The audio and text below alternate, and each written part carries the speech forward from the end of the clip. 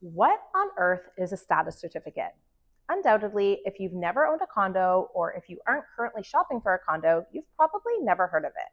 So in this video, I will break down what it is and therefore why it's important that you review it prior to purchasing a condo unit.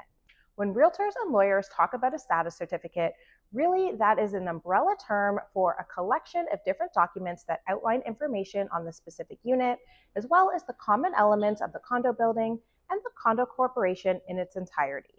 And it's important to know that it's a snapshot related to the specific date that the certificate was issued.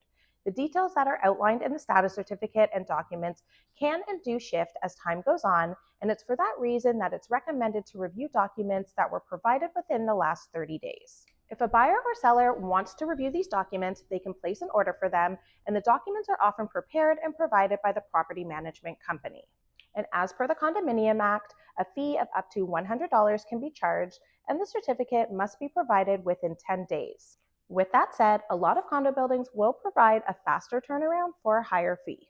The entire collection of documents is typically 100 plus pages, but here is a breakdown of the most important topics that are covered within these documents that a prospective owner would be interested in. With respect to the specific unit in question, the documents will outline the legal description of the unit, whether it comes with a parking spot and or a storage locker, whether that parking spot and or storage locker are owned by the unit owner or owned by the condo corporation and provided to the unit owner for their exclusive use during the term of their ownership. It will also specify the amount of monthly condo fees, also called maintenance fees, and it will divulge whether the current owner is up to date with the payment of their fees or if they are in default. And then with respect to the entire condo corporation, the documents will also contain information pertaining to the original condo declaration, rules, regulation, and bylaws pertaining to the building, unit owners, and the use of common elements. This includes if pets are allowed, and if so, what are the restrictions and pet rules. There will be information on the condo amenities and what your condo fee payments include.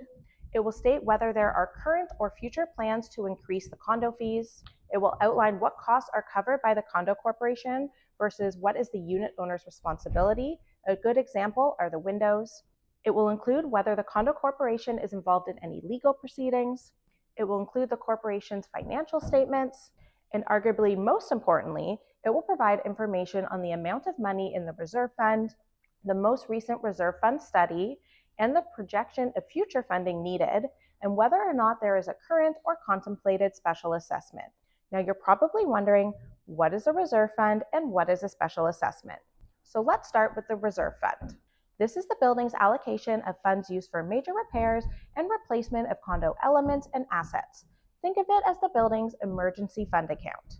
The Condominium Act mandates that all condos have a reserve fund study conducted every 3 years, and that is when engineers will assess the building and determine what amount of money is needed in this account to cover expected and unexpected expenses. And the reason why I would highlight this as the most important information in the status certificate is because this information will uncover whether the building's funds are being properly managed. You don't want to buy a property in a condo building where funds are being mismanaged and where you, as the condo owner, could potentially be on the hook to provide additional money for a major repair that the building didn't budget for or simply just doesn't have the funds to cover. This is called a special assessment. Thankfully, the status certificate documents will also share whether there is a current special assessment in place or being contemplated. And if you see this in the status certificate, it doesn't mean that you need to immediately run away, but it can definitely be a red flag, and it's certainly something you will want to get more information on. So now that I think you all understand why reviewing these documents is so important, you are probably wondering at what step of the purchase process do you get to do so?